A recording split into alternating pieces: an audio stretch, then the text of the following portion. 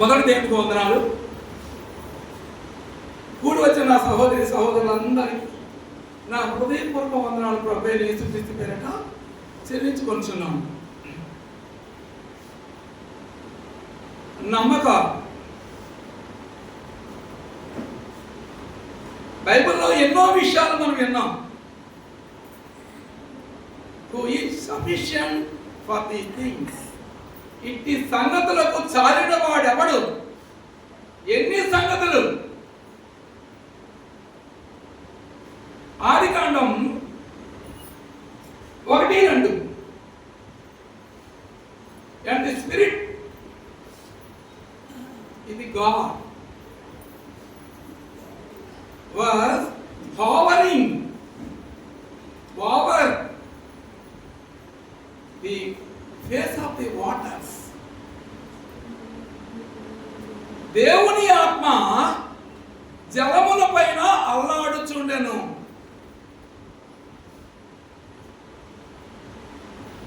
సృష్టి ఆరంభము నుంచి ఆయన యేసుకున్న ప్రణాళిక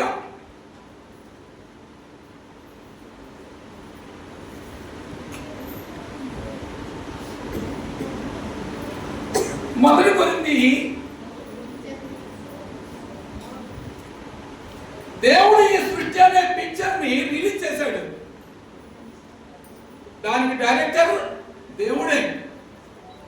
ఎక్కడ ఏమవుతుందో అన్నది ఆ సృష్టిని సృష్టించిన డైరెక్టర్కే తెలుసును, ఇంకెవ్వరికి తెలియదు.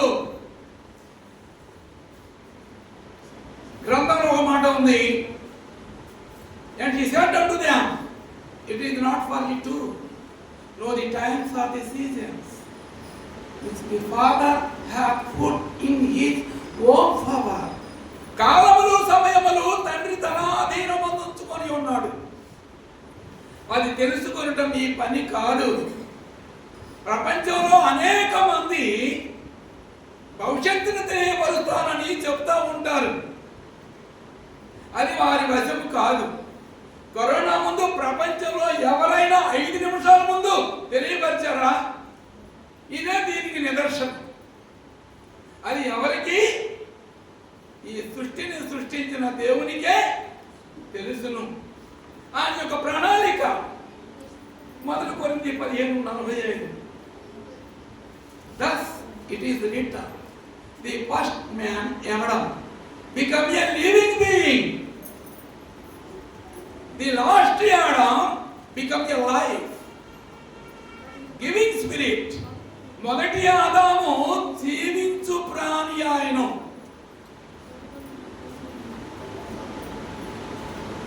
ఆదికాండం 5:5లో ఆయన 930 సంవత్సరాలు జీవించాడు. ఎన్ని సంవత్సరాలు జీవించినా అతను జీవించు ప్రాణే, తినడానికి పడుకోవడానికి.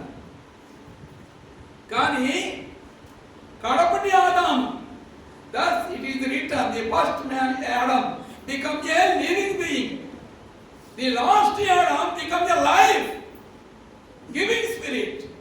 కడపటి ఆదాము జీవింపజేయు ఆత్మ. ఆ కడపటి ఆదాము తాలూకా విలువను మనం తెలుసుకుందాం. ఇక్కడ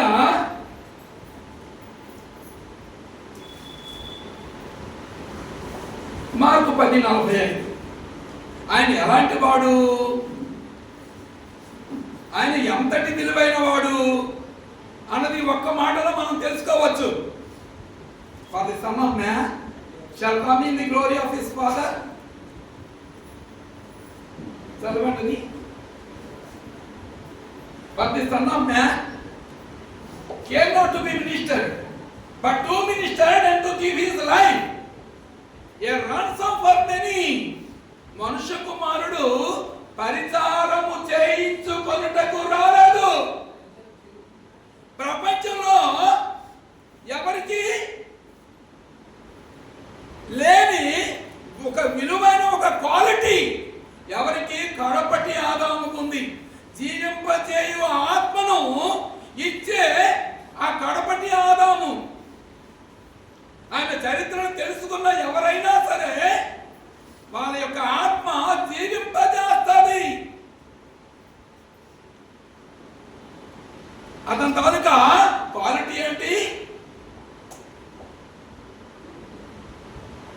Son of Man came not to be ministered, but to minister and to give his life a ransom for many.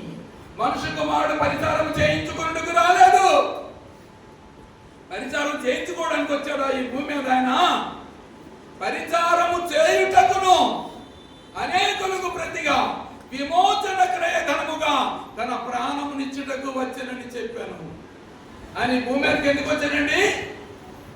తన ప్రాణాన్ని ఇవ్వడానికి వచ్చాడు.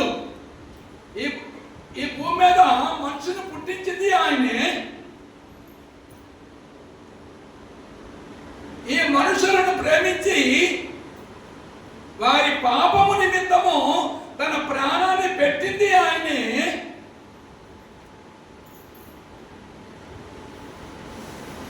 ఇంకో మాట అన్నారైనా, ఇది చూడండి.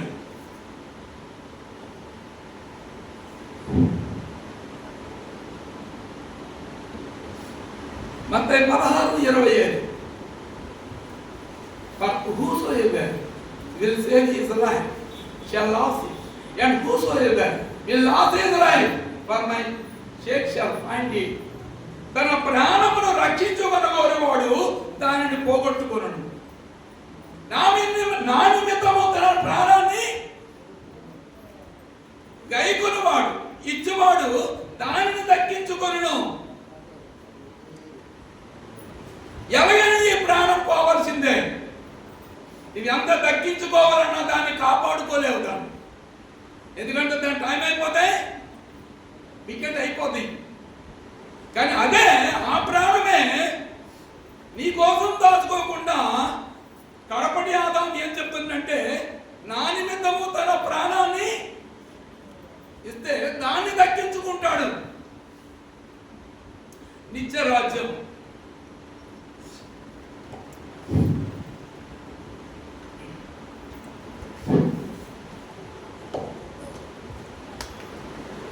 యోహాను 14:13. చాలా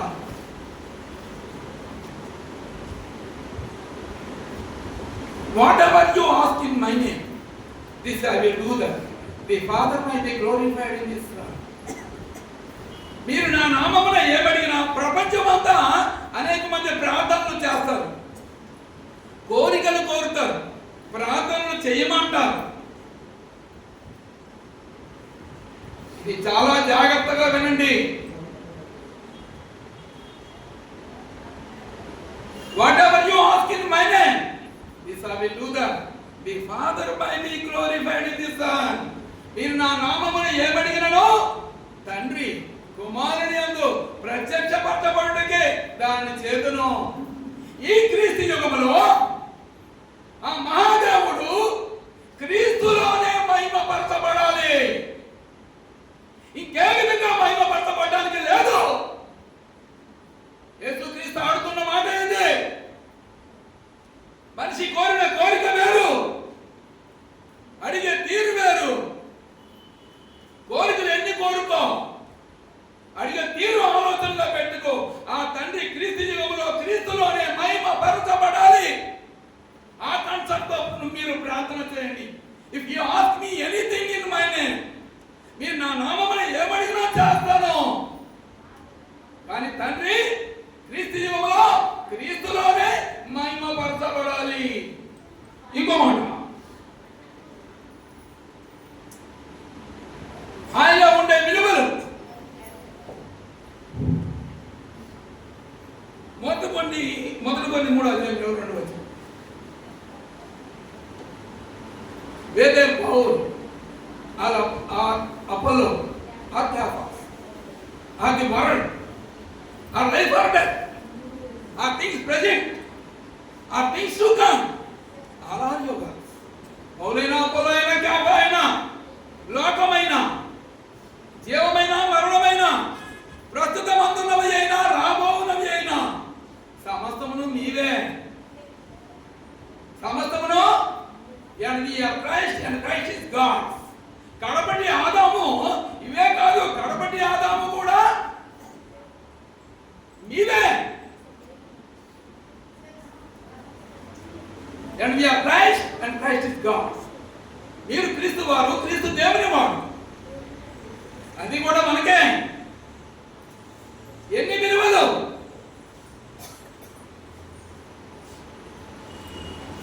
బైబిల్లో ఇంకో మాట మనం చూసుకుందాం.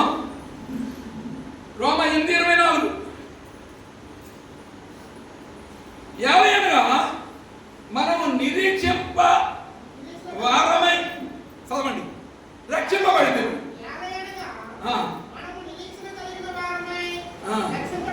మనము నిరీక్షింపబడు వారమే, మనం రక్షింపబడితే నిరీక్షింపబడినది కనబడినప్పుడు నిరీక్షణతో ఇంకేమి పని ఉంది? మనం ఇన్ని విషయాలు మనం వింటున్నాం, ఎంతో నిరీక్షణతో చూస్తున్నాం. ఈ విషయాలన్నీ కూడా ఒక రోజున కనబడతాయి. ఆ కనబడినప్పుడు ఈ నిరీక్షణతో మరి ఇంకేం పని ఉంది? ఎగ్జామ్ రాస్తాం, ఎలా రాస్తాను ఎగ్జామ్ అయిపోయి రిజల్ట్ వచ్చింది. మరి ఎగ్జామ్ రాస్తే ముందు ఉండే ఆ భయం రిజల్ట్ వచ్చిన తర్వాత ఉంటుందా? నీవు ఇవన్నీ విన్నారు, ఈ విలువలన్నీ విన్నారు, ఇవన్నీ మీకే చెప్తున్నాడు. ఎవరు? కడపటి ఆదాము.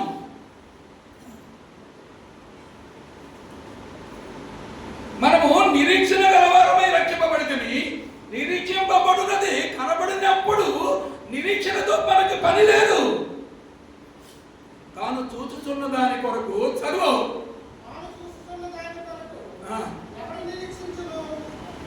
ఆ రోజు కనబడతా ఉంటది. మరి ఇంకా నిరీక్షణతో మనకి ఇంకేం పని? తాను చూచుకు దాని కొరకు కనబడినప్పుడు ఇంకా నిరీక్షణతో ఇంకా పని ఏమి? తాను చూచుచున్న దాని కొరకు ఎవడు నిరీక్షించును? నమ్మకాలు కలిగించింది బైబిల్ గ్రంథం. ఈ రోజు అనేక మంది అంటారు ఇవి మనుషులు రాసినవే కదా. మనుషులే రాశారు.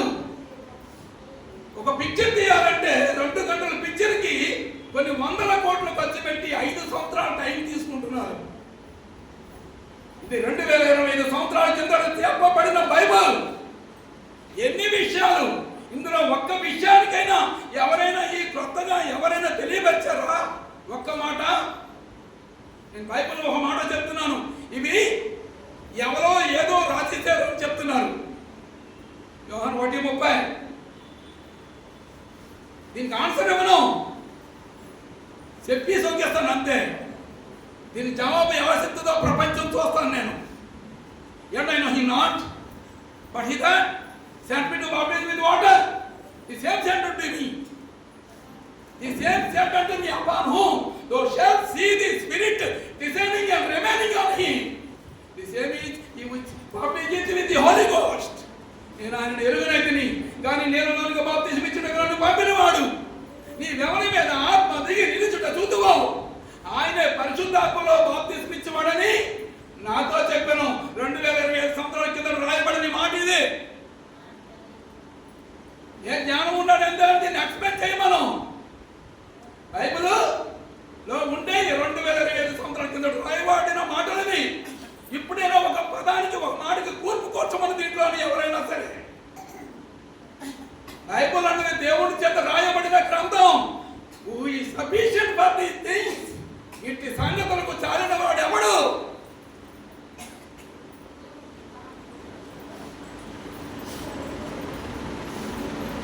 యోహాను 1:12 మనకిచ్చే విలువలు.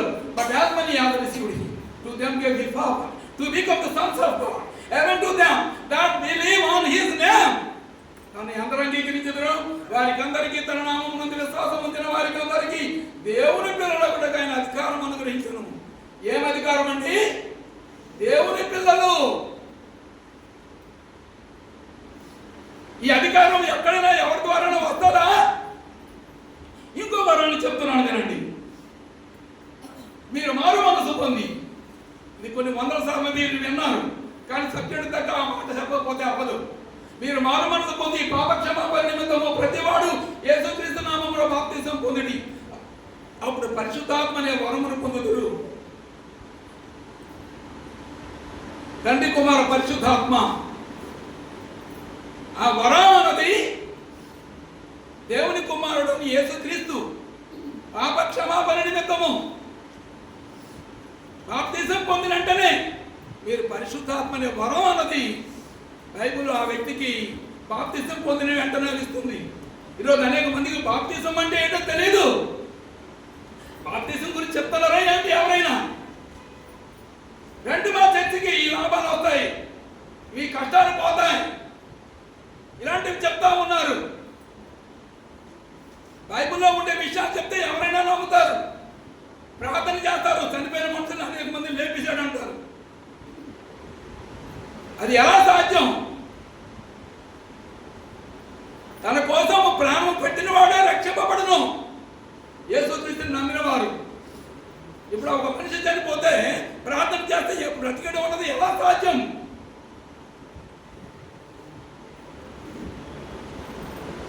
అది ఎవరికి?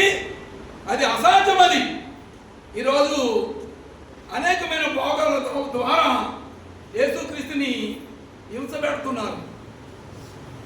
క్రీస్తు యేసునందు సద్భక్తితో బ్రతుకుని ఉద్దేశించే వారు హింస పొందుతురు. ఏ మాట చెప్పాలా? ఈ మాట చెప్తే సంఘంలో మొత్తం ఖాళీ అయిపోద్ది, ఎవరు ఉండరు. హింస పొందుతురు అంటే హింస అంటే ఏంటో చెప్పంటారా?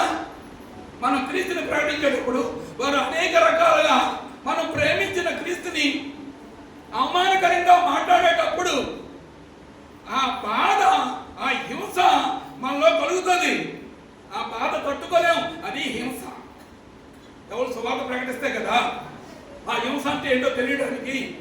క్రీస్తుని ఎంతగా ప్రేమిస్తే అంత హింస. ఈరోజు ఈ విధంగా చెప్పరు, అనేకమైన లాభాలు చూపిస్తారు. హింస పొందుతురు అని చెప్తుంది బైబిల్. ఇంకో మాట సామెతలు 28. Even man do not understand justice. దుష్టులు న్యాయమైనది గ్రహింపరు. న్యాయమైనది గ్రహింపరు. ఎన్ని విషయాలు కూడా వాళ్ళు. ఇంకో మాట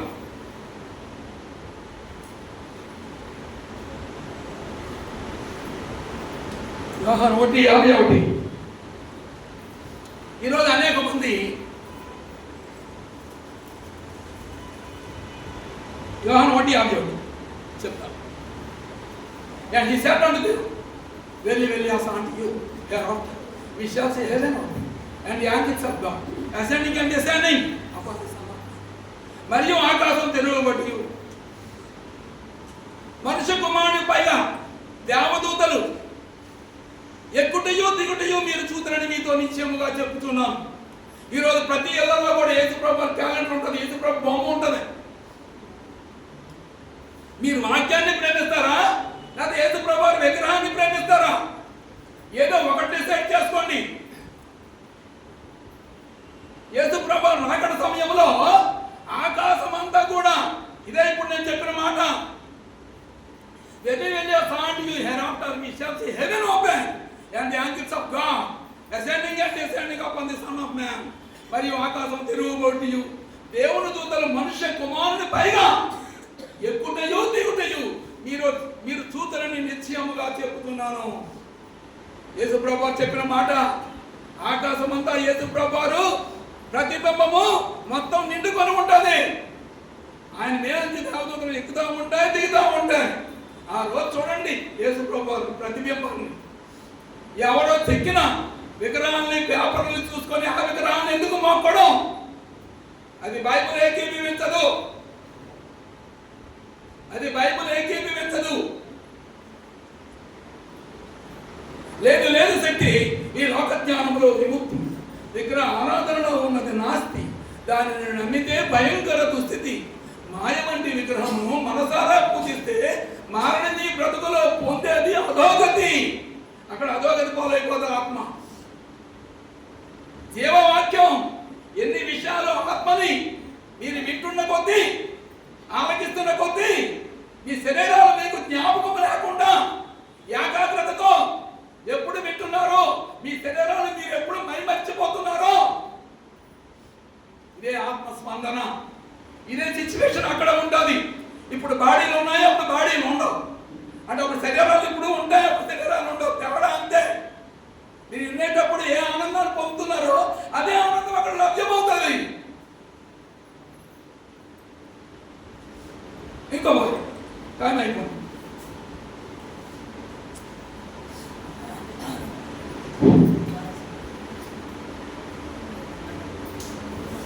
Matthew 4:30. And then shall appear the sign of the Son of Man in heaven, and then shall all the tribes of the earth mourn, and then shall see the Son of Man coming in the clouds of heaven with power and great glory. అప్పుడు మనుష్య కుమారుని యొక్క సూచన ఆకాశమందు కనబడును. అప్పుడు మనుష్య కుమారుడు ప్రభావముతోను మహామహిమతోను ఆకాశ మేఘారూఢుడై వచ్చుట చూచి భూమి మీద ఉన్న సకల గోత్రముల వారు రొమ్ము కట్టుకొందురు. ఆ రోజు రొమ్ము కొట్టుకుంటారు. ఎందుకంటే ఈ పరిశుద్ధిని మేము తెలుసుకోలేదని. Therefore you shall be purified, just as your Father in heaven is purified. మీ పరలోకపు తండ్రి పరిపూర్ణుడు, మీ పరలోకపు తండ్రి పరిశుద్ధుడు. మీరును పరిశుద్ధులుగా ఉండవలను. పరిశుద్ధుడు అంటే ప్రపంచంలో ఎవరైనా తలవంచవలసినదే. ఆ మాటకు చెక్ చేసుకోండి. పరిశుద్ధుడు కాదు అవును బైబిల్ని.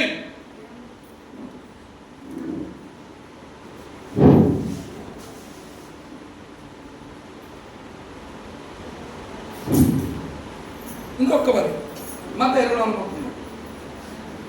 And he will send his angels and the great sound of the trumpet, and the will gather together his elect from the four winds, from the one end of heaven to the other.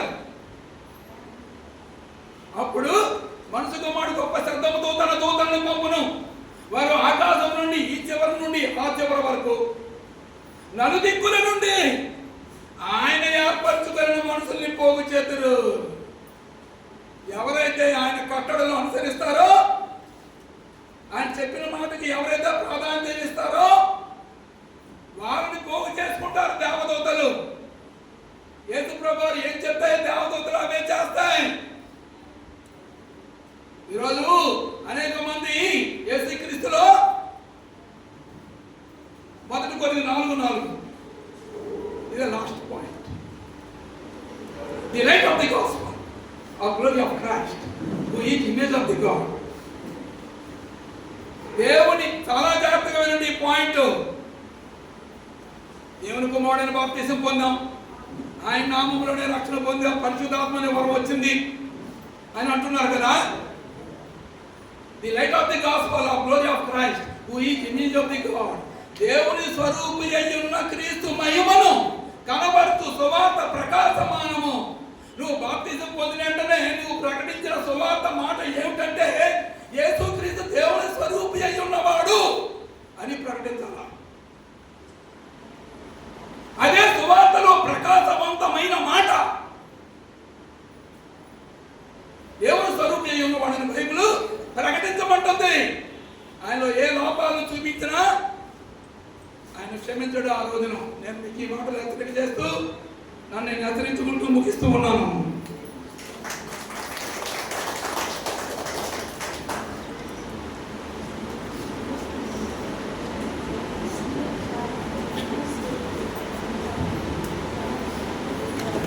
చాలా సంతోషం.